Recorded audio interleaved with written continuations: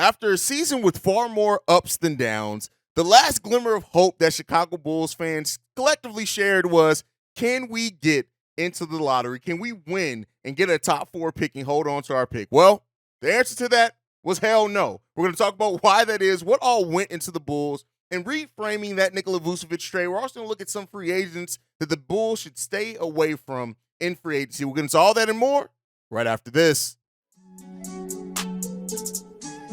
You are now tuned in to Chicago Bulls Central, your number one place for all Chicago Bulls news and content.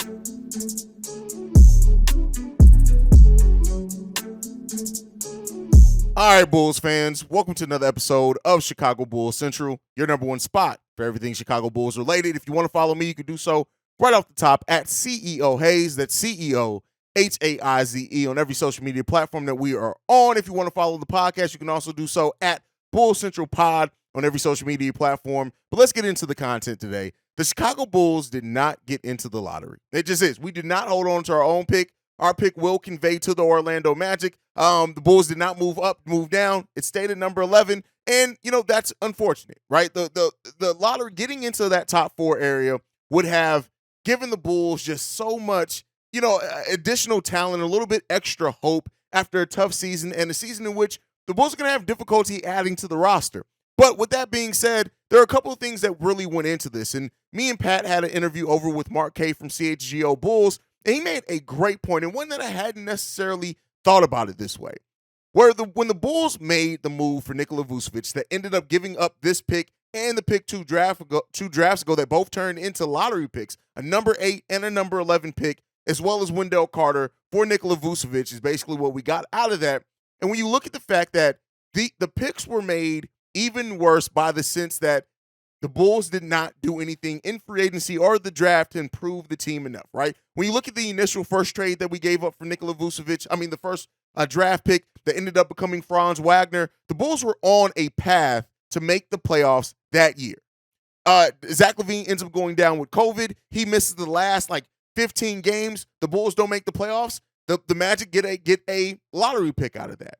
And then when you look at this season, the Bulls did not make a move to overtake the loss of Lonzo Ball, really kind of waiting to see if he was going to get back in there. We didn't use our full mid-level exception last year in the offseason, didn't make any trades at the trade deadline, and the Orlando Magic get yet another lottery pick. If you look, and if one or two of those two things don't happen, or God forbid both don't, the Bulls are giving up picks that are in maybe 17 to 20 area instead of giving up lottery picks, 2 extra lottery picks for Nikola Vucevic. And that really comes down to the lack of activity by the front office. The front office and their lack of going after players to really add to this roster, it double hurt the Bulls. Yes, it hurt us in not being able to make the playoffs outright this season, but it also hurt us in the sense that you added more value to the trade that you made for Nikola Vucevic. As one of my lights goes out, you added more value for the Orlando Magic in the trade they made for Nikola Vucevic just by nature of you not being more aggressive to improve this team. And that sucks when you think of it that way. That sucks that when you look at the Bulls, they gave up so much more than what they possibly could have given up just by the nature of this team, avoiding the luxury tax, not making, certain level of deals, not keeping the team at a certain competition level. It all sucks, man. And it just, it's the season of being a Bulls fan, man. This season has been so up and down. These last couple of seasons have been so up and down. And the front office's lack of really movement, lack of aggression out in the free agent market, regardless if it is because of ownership or whoever, not trying to place blame on who it is, regardless of whatever it was, you did not improve the team well enough for us to be a lottery team. For us to be a playoff team. And because of that, you give an additional lottery pick to the Orlando Magic, who now go into next year's draft with the 6th and the 11th pick for a young team that is really still on the way up. It just sucks, man. It all comes together to just bring a sucky-ass situation for the Chicago Bulls. Now, to come out of that, how can the Bulls still get in the draft? You guys know, we've been talking about it. There still is potential, especially now with Portland picking where they are. Could Portland still be incentivized to give to trade the New York Knicks pick, which is number 22nd, 23, somewhere in there, to the Chicago Bulls so the Bulls can remove the future protections they have on Portland's first round pick? the talk around that has kind of calmed down some here in recent weeks. So that could be a sign of maybe something's there. It could be a sign of maybe those talks aren't going to happen. Because if the Portland Trailblazers do use this pick and they get a Scoot Henderson or something and then eventually move on from Dame, they may be less incentivized to even remove the protections from their pick. Keep in mind, the Trailblazers removing the protection from their pick, that conversation is basically built around them trying to add additional star-level talent to Dame Lillard and using their first-round picks to get to do so. If the Trailblazers end up deciding to bottom out, they end up deciding to blow it all up and use now this pick that they have paired with Shaedon Sharpe and Anthony Simons to go young, the Trailblazers have no incentive to remove the protections because they're probably going to be bad enough to where they're going to keep missing the playoffs, and that pick is going to eventually turn into 2 second-round picks after 2028 for the Chicago Bulls, and the Bulls would lose again that way. It's tough, man. We are facing a tough offseason ahead for the Chicago Bulls in many ways, right?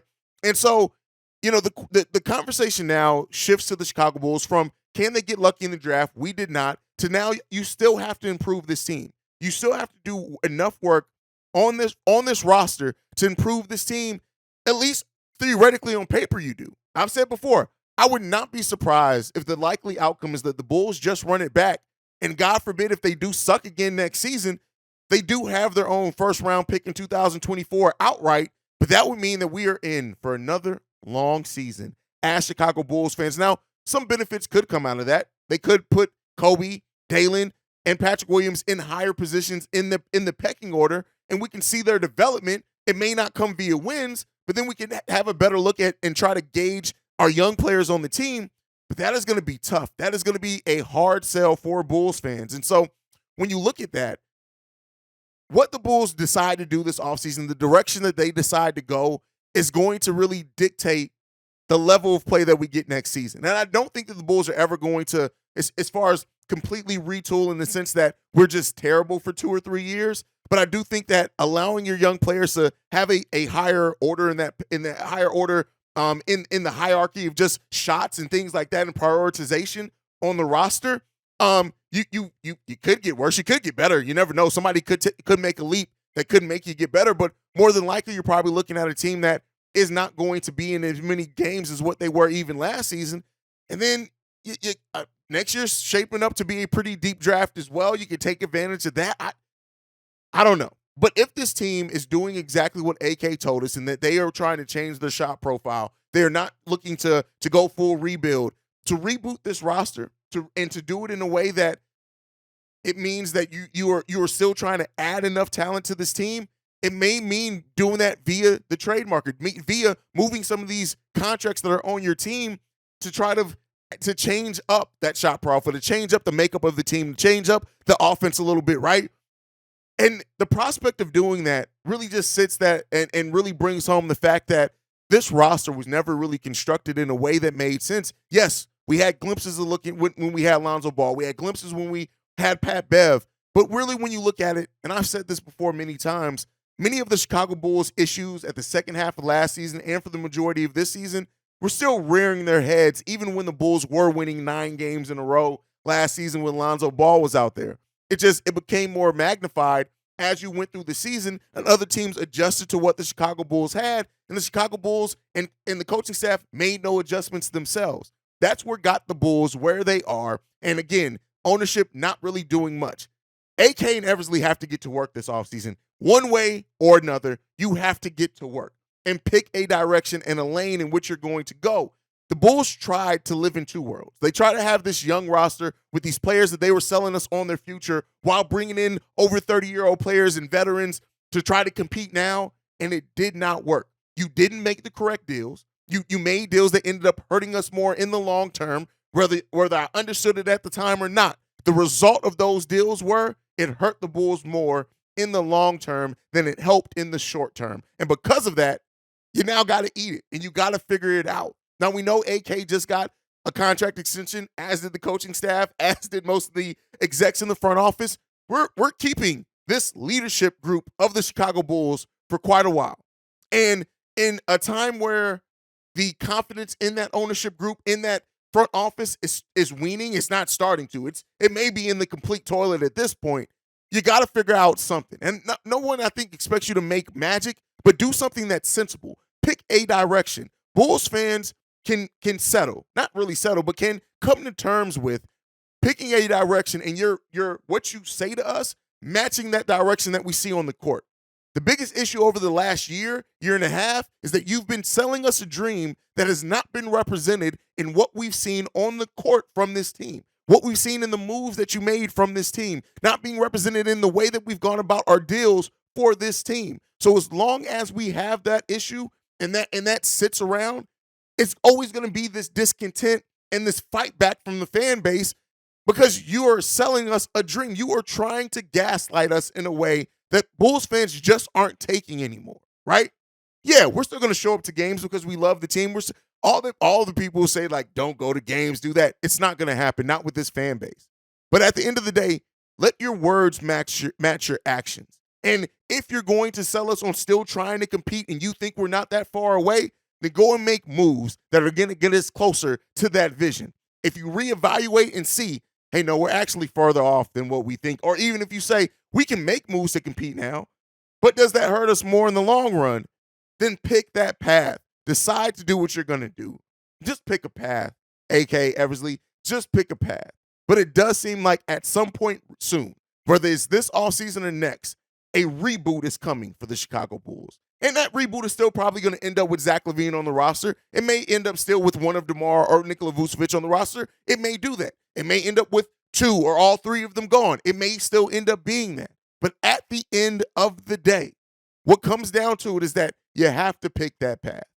But all right, let's get into the last topic that I want to talk about. And we got a voicemail today as well. And that is free agents that the Bulls should avoid, right? And some of these free agents are players that I've seen you guys mention. I know Bulls fandom wants some of these guys, but they just don't make sense. The first one that I'm going to mention is Cam Reddish. Listen, Cam Reddish has been somebody that his potential has always been alluring, but what you see on the court is dog shit. I'm just going to be frank. He's shown some flashes, but there's been nothing from Cam Reddish consistently enough that he does either of the things that he is supposed to do well enough to get any type of long-term money, right? And that's really what it comes down to. If Cam Reddish is willing to accept the league minimum to come and prove himself on the Chicago Bulls, by all means, sign the kid. But if it takes anything over that, Cam Reddish right now is a player that is supposed to be a 3-and-D player, that the three ball doesn't fall very often, and the D is downright questionable at times, right? It's not enough. He's really a slightly better version, as from what he's shown on the court so far, as Denzel Valentine. I know a lot of Bulls fans love this guy. I did too at once. I was literally saying at once, if the Bulls made a move in trading whoever it was at the time, I think it was Kobe White at the time, for Cam Reddish, it's kind of a wash. I wouldn't mind it because he's more versatile at positions. But now Cam ain't it. Cam Reddish is not it. He's not what he's projected to be. And I would love to be proven wrong with that. If Cam can turn it around, be more consistent, he has all the potential in the world. But when you're looking at the Chicago Bulls and how minimal assets they have in the free agent market, I would not want to attach any type of long-term serious money to Cam Reddish, because I think it's going to be fool's gold. Next up is Kelly Oubre. Now, Kelly Oubre is not as much of a negative. He is. But I think when you look at Kelly Oubre, one of his best skills is being ball dominant and scoring. And I just don't see bringing in a black hole on offense like Kelly Oubre when we're already trying to get the ball out of Zach and DeMar's hands more often than what we have already. Yes, Kelly Oubre can shoot the three. He is more of a versatile way in which he can score. He doesn't necessarily always have the biggest impact in scoring, though.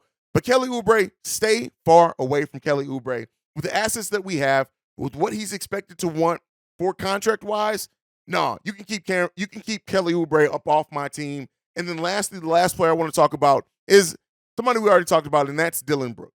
Now, I'm not even going to say the character issues. I'm not even going to say the basketball on the court, because Dillon Brooks is a 3-and-D player that the three ball doesn't fall consistently enough for me, but he does bring that defense. He does bring some intensity. He does bring a player that can come in, play solid defense, and score in double digits. But when you look at this Bulls roster as currently constructed, you have DeMar DeRozan, P. Will, Dalen Terry, and Derrick Jones Jr.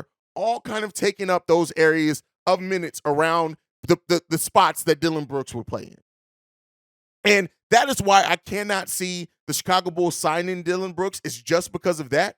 Is that alone? Is that when you look at the forwards that we have that are going to be on the team next year, unless a trade happens, it's not going to happen. And I think that I would rather take a shot at playing Dalen Terry more minutes to see what we have in him than bringing in a player at Dillon Brooks that is still going to command some money. And I know Bulls fans, we tend to think, oh, we can get this guy for cheap because there's some issues there.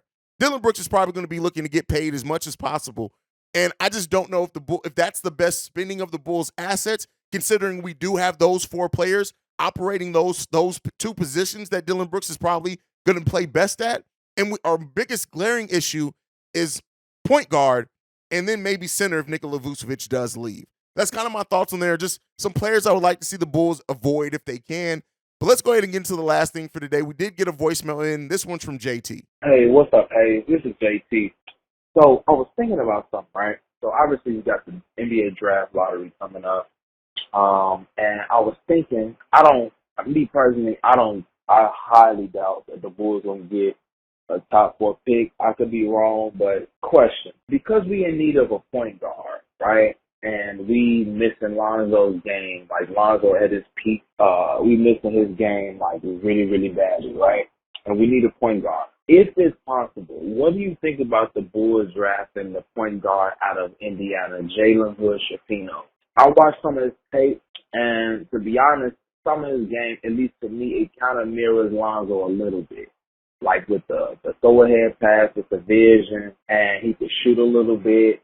He's like a big guard. I haven't really looked at his defensive tape, but you can kind of develop that over time. But it's just a thought. I'm wondering if we would be able to somehow get him. I don't know if he's coming out, if he's going if he declared for the draft or not. But what you think about the Bulls if we could draft Jalen Hood out of Indiana?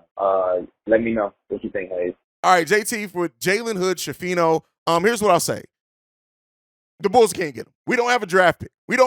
And he's slated to go right at the bottom of the lottery or right outside that lottery area. So you're looking at anywhere between 14 to about 18 and 19 for Jalen Hood. And I just don't think the Bulls can trade into that spot. Now, again, the Bulls could very well trade into getting that New York Knicks pick from the Portland Trailblazers, which is number 23.